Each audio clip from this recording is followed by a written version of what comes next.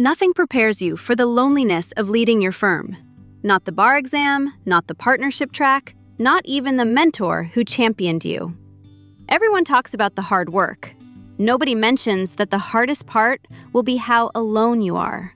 Sitting at the top of a firm you built or inherited, holding more than anyone fully understands, making decisions whose weight you carry privately.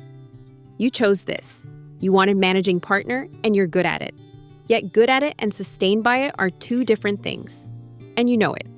The question is, how do women leaders move past the isolation and reshape the managing partner role into something that actually sustains them?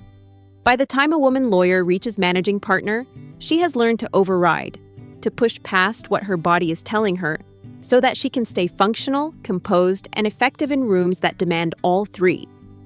She overrides the tension in her jaw during a contentious partners meeting.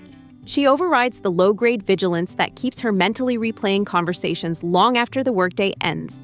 She overrides the instinct to say, "This isn't working," in favor of, "Let's revisit next month." From the outside, this looks like composure. Inside, it is something else entirely. A nervous system that has learned to stay on alert even when the environment is calm. The firm runs well. The clients are satisfied.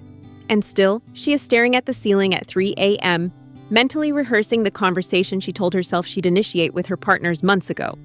It is the predictable result of carrying sustained responsibility for systems that matter deeply to many people, without adequate support for the person doing the caring. It is also making the managing partner less effective than she could be. So what does that override cost the firm? The issue is, the override doesn't stay internal. It shows up in the room. It shows up in the partner meeting when associate feedback comes up. Again, she knows the culture isn't where it needs to be. Associates are hungry for it, can only receive it from the partners they work with, and their development depends on it. But requiring her partners to deliver it thoroughly and timely feels like a confrontation she isn't quite ready to have. So she raises it, gets vague agreement, and lets the moment dissolve. The meeting ends on time.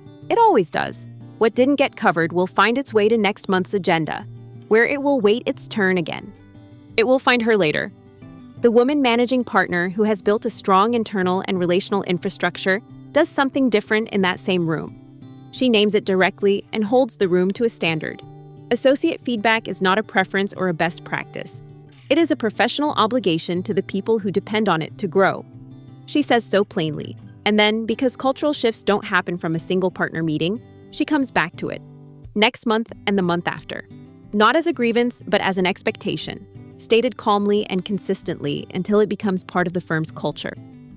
For a leader whose nervous system has spent years in low-grade vigilance, reading the room, managing the temperature, absorbing tension before it can escalate, choosing not to smooth requires more than courage.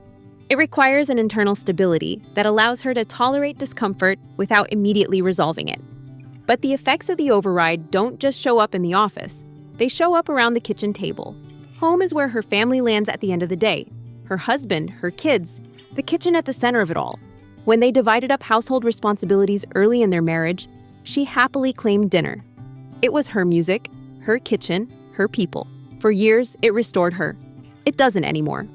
But the arrangement was never revisited, so she keeps cooking. The music stays off. The resentment quietly builds. She overrides that too, the same way she overrides everything else. She notices what's happening before it calcifies. The low-grade irritation that has crept into something that once brought her genuine joy. Something has shifted. The arrangement needs a fresh look. She brings it up on an evening walk. The dinner arrangement they settled into years ago needs to be tweaked to work better for her. He agrees. They brainstorm and land somewhere practical. He takes Thursdays. They lean into leftovers more than they used to. A good start. Something they'll revisit. None of this happens through willpower or a better morning routine.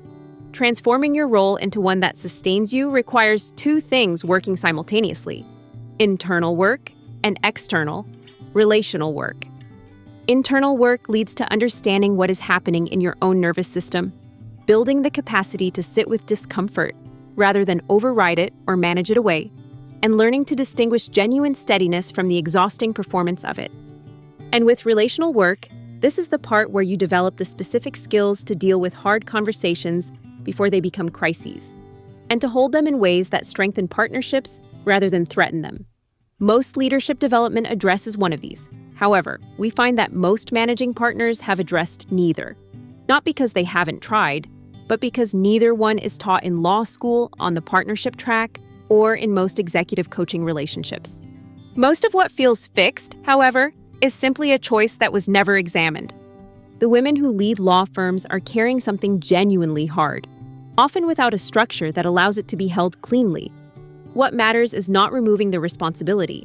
It is changing how it is held by women, managing partners, and leaders at all levels. In practice, that starts with 3 shifts.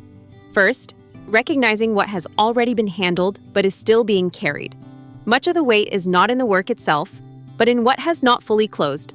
Second, separating what is yours to hold from what has been absorbed by default. At this level, responsibility expands quietly unless it is actively defined. Third, addressing tension early, in conversations, in expectations, and in internal response, before it compounds into something that must be managed rather than resolved. None of this reduces the level at which you operate. It allows it to stabilize. That stabilization has a starting point. Ask yourself, what do I need more of? Peer insights and support, unconditional connection, or honest conversation. If it's peer insights and support, build a small mastermind group of women managing partners from non-competing firms. Include men if that feels right. Geography is no barrier. Technology puts the right people in the same room regardless of market. Invite someone you've admired from a distance, someone whose firm model you respect, someone from a faster-moving legal market. Create it for the benefit of all. If it's an unconditional connection, invest more deliberately and more frequently in a deep friendship that predates the role. College roommate, childhood friend. The person who never needs the details to understand you because she knew you before any of this existed. If it's honest conversation, stop performing fine in at least one relationship. Not a partner's meeting, not a client call, not a conversation with someone who needs you to be rock solid. A real one. Let the real answer to, "How are you?" be the real answer, with someone who can hold it. Ask yourself, when was the last time you said out loud, "Actually, I'm lonely"? The loneliness of this role is real. It is also, in large part, optional.